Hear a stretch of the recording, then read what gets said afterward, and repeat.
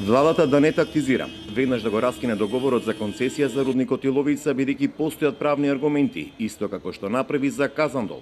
Ова е пораката што ја упати активистите против рудници од југоистокот, барајќи од владата да ги почитува законите и јасно изразената волја на граѓаните од Струмичкиот регион.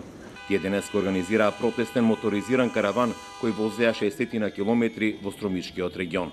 Време е веќе државните органи, пред се мислам на премиерот и на владата, да се зафатат со тој проблеми како што ни вети, дека ќе ме одземе концесијата, бидејќи има најмалку 3 до 4 причини за тоа, зборовите на премиерот. Ова е еден вид генерална проба, доколку не се одземе итно исечената концесија на инвеститорот Евромакс, сега и новиот Трафигура, ќе следуваат уште помасовни протести и уште поголеми блокади и нема да биде само во Струмичката котлина, туку на ниво на цел југоисток.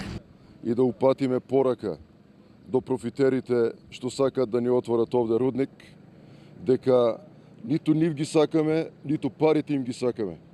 И најдобро е да ги нема од Струмица.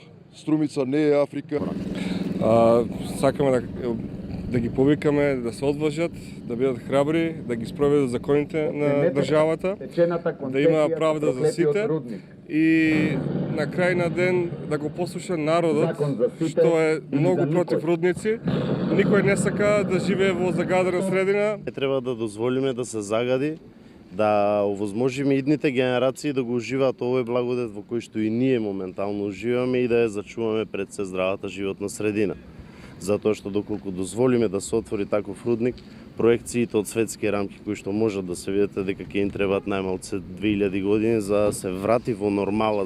Владата пред една година ја одзеде концесијата за рудникот Казандол во Ландовском. Тогаш наложија на Министерството за економија да подготви информација дали има правен основ за раскинување на договорот и за рудникот Иловица.